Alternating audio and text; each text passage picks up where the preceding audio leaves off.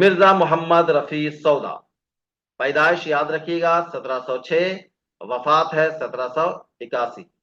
کہاں پیدا ہوئے یہ بھی یاد رکھیے گا، کہاں انتقال کرتے ہیں وہ بھی یاد رکھیے گا، یعنی پیدا دہلی میں ہوئے اور اس کے بعد ہجرت کر کے لکھنؤ جاتے ہیں۔ والد کا نام مرزا محمد شفیع ہے۔ میر نے ان کو نوکر پیشہ کہا ہے اور قائم نے ان کو مصاحب پیشہ لکھا ہے۔ ابتدا میں سودا سپاہی پیشہ یعنی سپاہی تھے یہ، اور پھر اسے ترک کر کے ملازمت اور مصاحبہ میں کا پیشہ اختیار کر لیا ہے۔ سودا کی کوئی اولاد نہیں تھی، انہوں نے غلام حیدر مجذوب اسلام کو یہ کیا گود لے کر بیٹے کی طرح پالا ہے۔ اب یہ دیکھیے جب دہلی پر آفت ٹوٹتی ہے اور دہلی پہ نادر شاہ اور احمد شاہ ابدالی کا جب حملہ ہوتا ہے اور دہلی کو اینٹ سے اینٹ بجا دیا جاتا ہے، تو لوگ جو ہے دہلی سے لکھنؤ کی طرف ہجرت کرتے ہیں، تو ان میں مرزا محمد رفیع سودا بھی تھے۔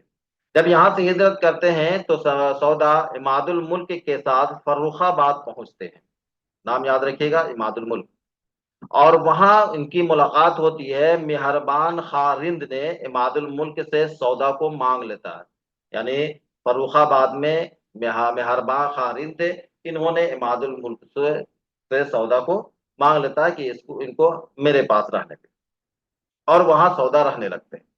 اس کے بعد شجاع الدولہ کے دور میں فروخ آباد سے مہربان خان رند کے توسط سے فیض آباد آتے ہیں۔ یہ بھی یاد رکھیے گا کن کی وجہ سے آئے، کن کے توسط سے آ رہے ہیں، تو مہربان خان رند سے اماد الملک کے ساتھ فروخ آباد گئے۔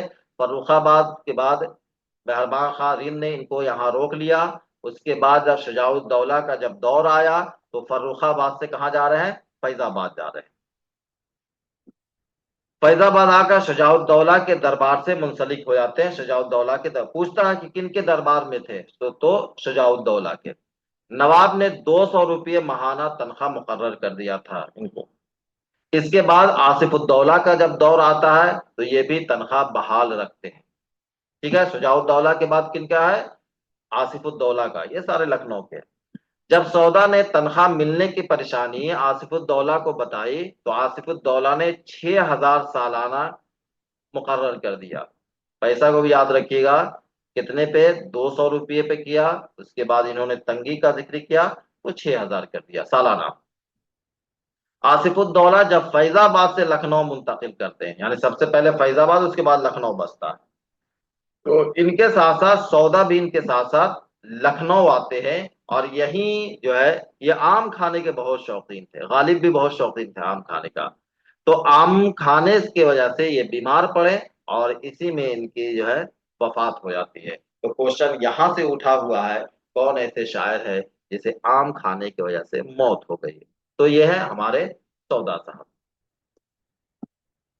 اب دیکھیے اورنگزیب کی وفات اور سودا کی پیدائش ایک ہی سال ہے، 1706 میں یہ پیدا ہو رہے ہیں اور 1706 میں اورنگزیب کا انتقال ہو رہا ہے، یہ بھی چیز ہے۔ سودا کو میر کی طرح کبھی تنگی اور افلاس کا احساس نہیں ہوا۔ میر جہاں دیکھیے دونوں کو مانا جاتا ہے، سودا اور میر دونوں ہم عصر ہیں۔ ہم جانتے ہیں کہ ہم عصر کہتے ہیں اس کو، کہتے ہیں کہ ایک ہی زمانے میں اگر 2 شاعر 3 شاعر جو ہے شاعری کر رہے ہیں تو وہ سارے لوگ ہم عصر ہیں۔ جیسے ابھی آپ لوگ ایک ساتھ پڑھ رہے ہیں ایک ہی زمانہ میں، تو آپ سارے لوگ ہم عصر ہو گئے، ہم بھی جو ہے آپ کے ہم عصر ہیں۔ تو میر جہاں تنگی کا رونا رو رہے تھے، بہت زیادہ پریشان رہتے تھے، وہیں جو ہے سودا کو ایسے تنگی سے کوئی واسطہ نہیں پڑا۔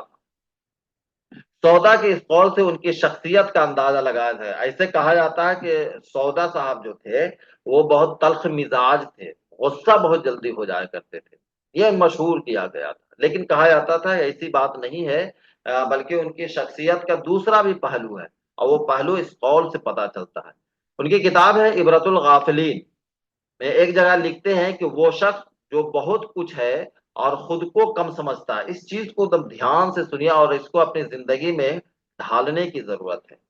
وہ شخص جو بہت کچھ ہے اور خود کو کم سمجھتا ہے، دراصل بہت کچھ ہے وہ، اور وہ شخص جو کم ہے مگر خود کو بہت کچھ سمجھتا ہے یا خود سر ہے، وہ ذلیل ہو جاتا ہے۔ اس لیے آدمی کو چاہیے کہ اپنے اوقات اخلاق کی تربیت و تہذیب میں صرف کرے.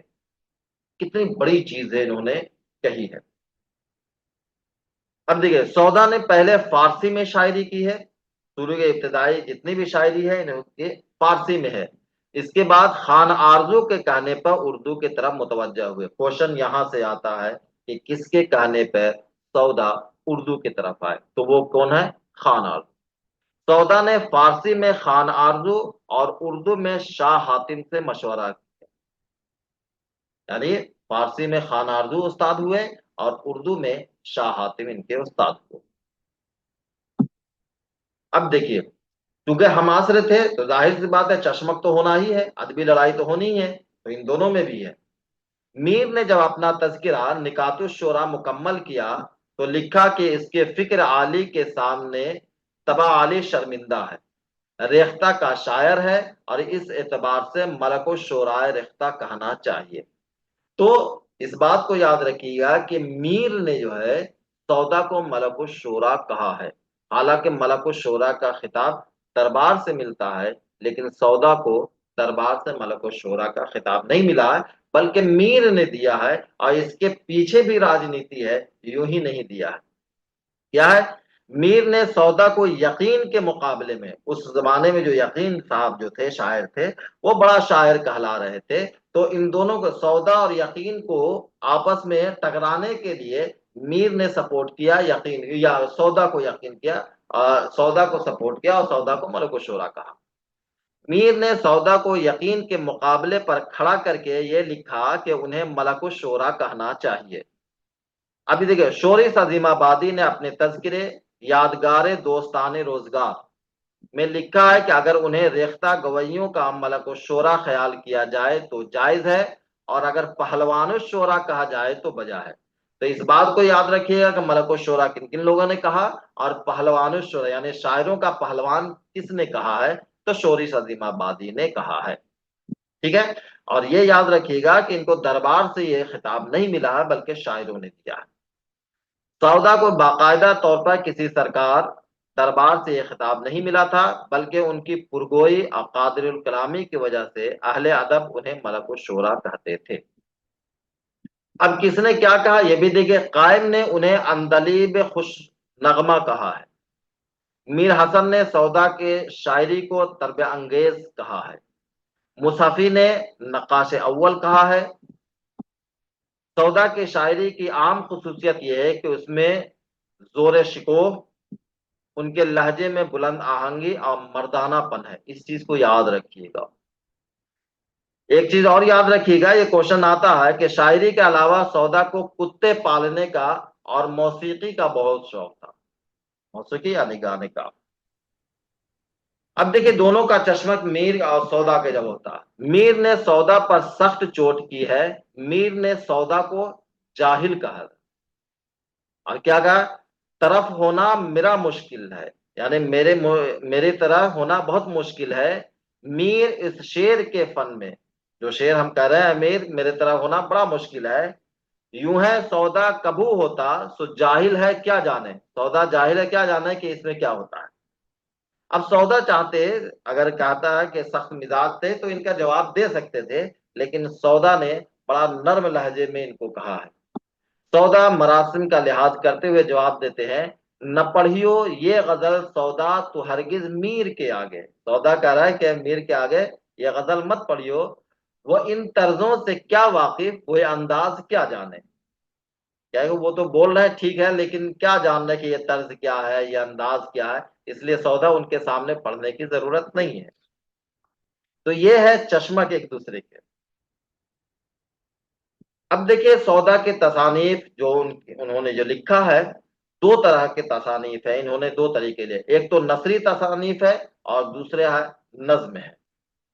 نثری تصانیف میں دیکھیے گا جو انہوں نے نثر لکھا ہے، مثنوی سبیل ہدایت کا دیباچہ لکھا ہے اردو میں، عبرت الغافلین کا فارسی دیباچہ لکھا ہے، اس کے بعد شعلہ عشق اردو نثر، اس کے بعد تذکرہ شورا ہے. نظم میں دیکھیے گا دیوان ہے، غزلیات کے دیوان ہے، اردو دیوان ہے. اس کے بعد دیوان قصائد ہے، قصیدہ کا دیوان ہے. حجویات اور مراسی، یعنی حجوی بھی انہوں نے کہا، مرثیہ بھی لکھا، غزلیں بھی کہی ہیں، اور فارسی کا ایک دیوان بھی ہے۔ سبیل ہدایت میں دیکھتے ہیں کیا ہے۔ اس میں سودا نے محمد تقی کے محمد تقی جو آپ کا مرثیہ گو شاعر، ایک سلام اور ایک مرثیے کے منظوم شرح کی ہے انہوں نے، جس میں تقی کے ان غلطیوں کی نشاندہی کی ہے جو معنی اور بیان کے تعلق رکھتی ہے۔ یعنی سودا یا تقی صاحب کا جو مرثیہ ہے ان کا انہوں نے شرح کیا تھا اور اس میں ان کی غلطیوں کی نشاندہی کی تھی۔ تو تقی نے سودا کے مراسی پر یہ اعتراض کیا کہ ان کے مرثیے سن کر رونا نہیں آتا۔ جب اعتراض کرتے ہیں تقی صاحب کے سودا پہ، تو تقی صاحب یہ کہتے ہیں کہ سودا کا جو مرثیہ ہے اس کو پڑھ کے رونا نہیں آتا ہے۔ اب سودا صاحب اس کا جواب دے رہے ہیں۔ سودا جواب دیتے ہوئے کہتے ہیں کہ واقعی مرثیہ کہنے کا آئین فن شاعری سے الگ ہے۔ شعر میں جو چیز رد کی جاتی ہے مرثیے میں وہ روا رکھی جاتی ہے۔ یہ سودا کا قول ہے کہ جو شعر میں جو چیزیں ختم کی جاتی ہے، جو بیکار سمجھی جاتی ہے، اس کو مرثیے میں ڈال دیا، اس کو مرثیے میں کہا تھا ٹھیک ہے۔ پھر تقی نے کہا کہ مرثیے وہ صنف ہے جسے سن کر عوام الناس زار و قطار رونے لگے۔ یہ مرثیے کی تعریف کرتے ہیں کہ مرثیہ وہ ہے جسے انسان سننے کے بعد رونے لگ جائے۔ سودا کہتے ہیں میر صاحب، میں آپ کے مرثیوں کا قائل ہوں جن سے عوام کا دل خون ہے، جن پر جمعہ اور بدھو، جیسے جمن بدھو کہتے ہیں نا، ویسے جمعہ بدھو شام سے صبح تک سینہ کوٹتے ہیں، لیکن افسوس کی بات ہے کہ جن مرثیوں پر بدھو اور جمعہ روتے ہیں ان کے معنی مجھ سے حل نہیں ہوتے۔ بھائی تم مرثیہ تم ہی جانو، جس پر لوگ رو رہے ہیں، مجھے یہ شاعری سمجھ میں نہیں آتی ہے۔ مرثیے کا فن یہ ہے کہ اب یہ بتا رہے ہیں، سودا بتا رہے ہیں، مرثیے کی تعریف کر رہے ہیں۔ مرثیے کا فن یہ ہے کہ مضمون واحد کو ہزار رنگ میں معنی سے ربط پیدا کرے، یعنی جو مضمون آپ کر رہے ہیں اس کو ہزار رنگ دے معنی سے۔ اس لیے ضروری ہے کہ اس بات کو نظر میں رکھ کر مرثیہ کہا جائے، نہ کہ صرف عوام کو رلانے کے لیے مرثیہ کہا جائے۔ یہ آپ کا مرثیہ کی تعریف کر رہے ہیں۔ تو یہ آپ کا یہ دیکھیے کس میں ہے، سبیل ہدایت میں۔ اس کے بعد دوسرا ان کا دیکھتے ہیں عبرت الغافلین، فارسی نثر میں، یعنی ایک رسالہ ہے یہ جو سودا نے مرزا فاخر مکین کے جواب میں لکھا۔ یہ 5 فصلوں پر مشتمل ہے۔ اس کے بعد شعلہ عشق، شعلہ عشق دیکھیے میر کی مثنوی بھی ہے، لیکن اس میں کیا ہے، یہ رسالہ ان کو اردو نثر ہے۔ دیکھیے ابھی 1 منٹ میرے پاس بچ رہا، ہو سکتا کٹ جائے گا، اس لیے یہیں پر رہنے دیجیے، یہاں سے کل شروع کریں گے۔ کتنے قصیدے ہیں وہ ہم لوگ کل اس کو دیکھ لیں گے، اور پھر اس کے بعد پھر ہم لوگ ان کے قصیدے پہ آ جائیں گے۔ ٹھیک ہے، یہاں تک تو بات سمجھ میں آ گئی ہوگی۔